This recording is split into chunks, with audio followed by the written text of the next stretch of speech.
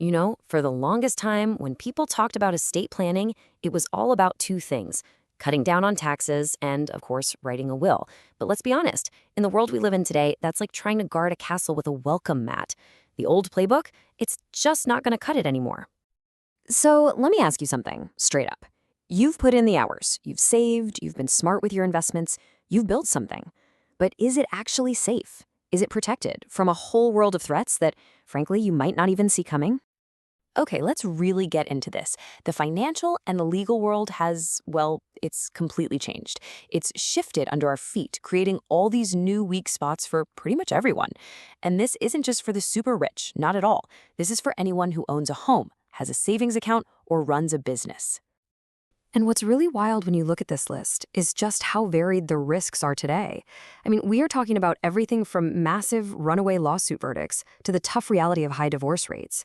And think about professional liability for doctors and lawyers, or even those personal guarantees so many of us sign for business loans without even blinking. The takeaway is simple. If you're building anything of value, the target on your back has never, ever been bigger.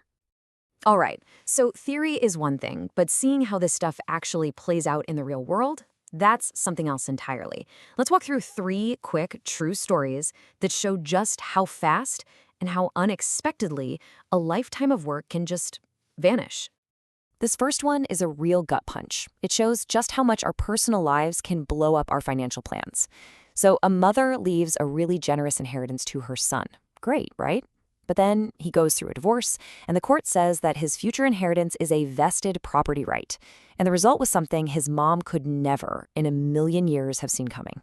And here's the number, the staggering price tag. His ex-wife was awarded almost $4 million, money that was never, ever meant for her. And it all happened because of how the inheritance was set up, or maybe how it wasn't set up. And you know, it's not just divorce court you have to worry about. In another really sad case, a family property, the kind that gets passed down for generations, was left to 3 kids.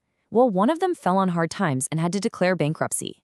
Her 1/3 share was grabbed by her creditors, and the whole property had to be sold off. Just like that, a family legacy was shattered. And if those weren't bad enough, this third story is just wow. It shows how business risks can bleed right over into your personal life. A young real estate developer gets this life-changing $20 million inheritance. But at the same time, one of his projects goes bust. And because he'd signed a personal guarantee on a loan, the bank came after his inheritance, and they took every last dime. So you've heard these 3 horror stories, right? A divorce, a bankruptcy, a business deal gone wrong. What's the one thing, the one single thread that ties them all together? It's this. In every single one of these cases, the assets were given outright. The son, the daughter, the developer, they owned that money or property directly. And that simple fact made it fair game for absolutely everyone. Ex-spouses, creditors, you name it. But what if all of that pain, all of that loss, could have been avoided? Well, this brings us to the solution. And it's not some new, complicated idea. It's a foundational tool. A financial shield that's been around for centuries, but it's more important right now than ever before. So what is this tool? It's a trust. And the easiest way to think about a trust is like a legal safe box, a personal vault. You, the person setting it up, you're called the grantor, you put your assets inside this box. Then you appoint a manager, the trustee, who follows your exact instructions for how to manage and hand out those assets to your loved ones, who are the beneficiaries. And here is the absolute key. The beneficiaries don't own the stuff in the box. The trust does.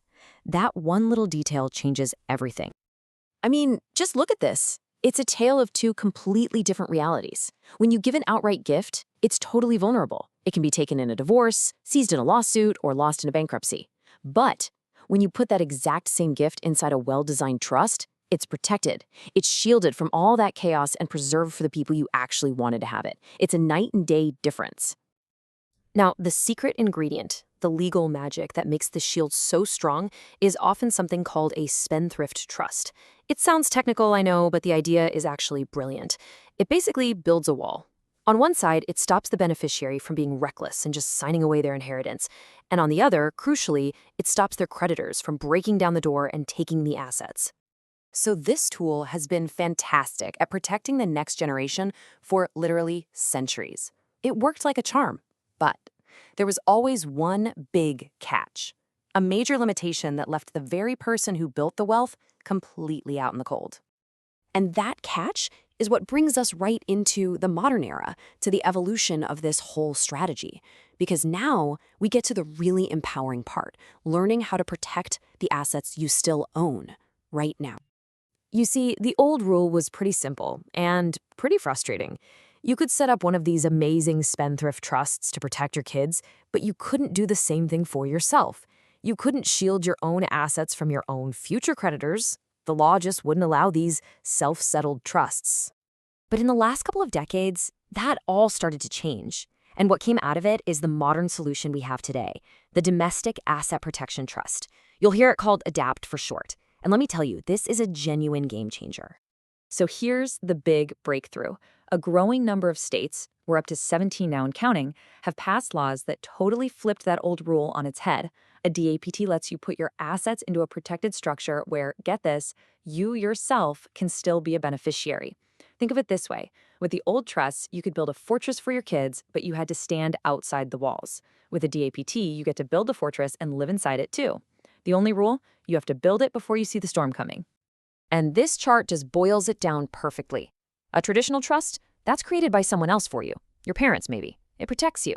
But a domestic asset protection trust, that's created by you for you.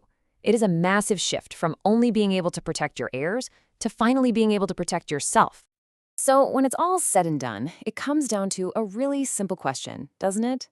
Building real wealth can take a whole lifetime of work, of sacrifice, of taking risks. So shouldn't the plan you have to protect it last for a lifetime too?